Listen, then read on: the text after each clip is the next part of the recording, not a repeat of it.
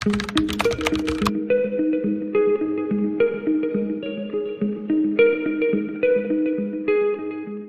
ញុំឈ្មោះចនគុន្ធាជាកសិករនៅភូមិបណ្ណាឃុំប្រពុតស្រុកកណ្ដាលស្ទឹងខេត្តកណ្ដាលខ្ញុំបាទឈ្មោះផិននៅជាកសិករអ្នកធ្វើស្រែនៅក្នុងភូមិបណ្ណាឃុំព្រះពុទ្ធស្រុកកណ្ដាលស្ទឹងខេត្តកណ្ដាល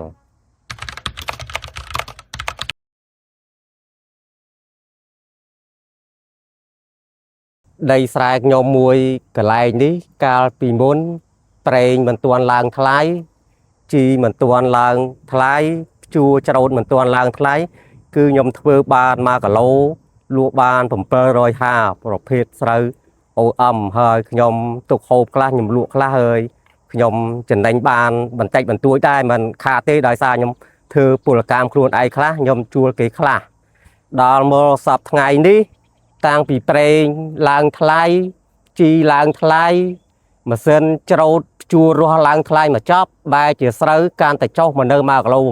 700បើអញ្ចឹងខ្ញុំទូទាត់ទៅអត់ចំណេញទេដីស្រែខ្ញុំមួយកន្លែងហ្នឹងហើយកន្លែងនោះមួយទៀតកន្លែងខាងនោះមួយទៀតបើអញ្ចឹងធ្វើឲ្យខ្ញុំផ្អាកក្នុងការធ្វើស្រែមួយរយៈសិន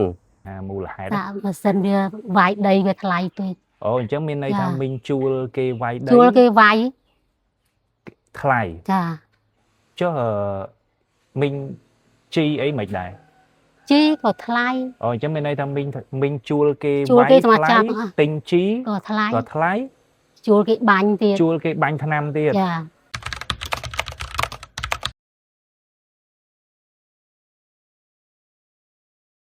ជីពី100000 3100000ក៏ណាឡើងទៅដល់6 100000ក៏មានដែរនឹងមកបាយផងគឺនៃមីងប្រមូលផលណាមីងទិញជីប្រហែលអស់ប៉ុន្មានបេចូលមកនេះ20បាវជាងដែរអូ20បាវបើគុណនឹង120,000តម្លៃព្យួរបងប្អូនមួយហាត់តាចន្លោះពី60,000ទៅ65,000សប្តាហ៍ថ្ងៃហ្នឹងហើយច្រូតចន្លោះពី50,000ទៅ55,000នេះផ្នែកច្រូតហើយបងប្អូនសិក្សាតាច្រូតហើយព្យួរហ្នឹងវាអស់ប្រមាណនេះមិនបាច់ខ្ញុំកណនារឿងផ្សេងទៀតទេបាទគ្រាន់តែតម្លៃព្យួរហើយច្រូតគឺប៉ុណ្្នឹងហើយបើខ្ញុំនៅតែបន្តធ្វើស្រែទាំងអស់នេះធ្វើឲ្យខ្ញុំនឹងមានបំណុល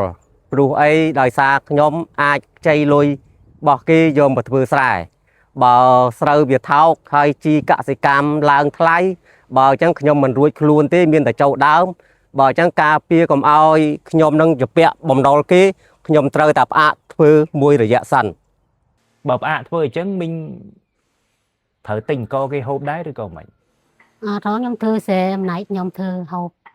បាទអើយខ្ញុំផ្អាកធ្វើដី3កន្លែងហ្នឹងសរុបទៅប្រហែលជាមហត្តាកន្លះតែខ្ញុំធ្វើតែដី10-20 អាផ្សេងទៀតសម្រាប់តែទុកហូបខ្លួនឯងអត់មានលក់ដូរទេហ្នឹងបាទសម្រាប់គុតផ្គង់ស្បៀងរបស់យើង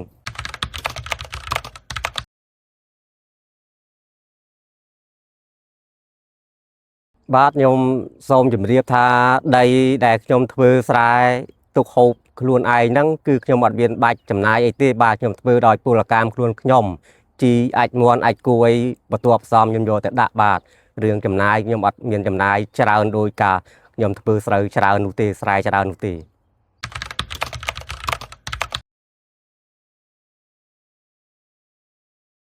មានតែការសរុបពរដល់ក្រសួងពាក់ព័ន្ធនានាទាំងអស់សូមជួយកសិកររកទីផ្សារឲ្យបានតម្លៃសមរម្យណាមួយដើម្បីកសិករយើងអាចធ្វើបានហើយជួយរក្សាទំនិញរបស់ខាងកសិកម្មហ្នឹងកុំឲ្យឡើងពេកបាទឲ្យតម្លៃសមរម្យអាចកសិករទទួលយកបានបាទ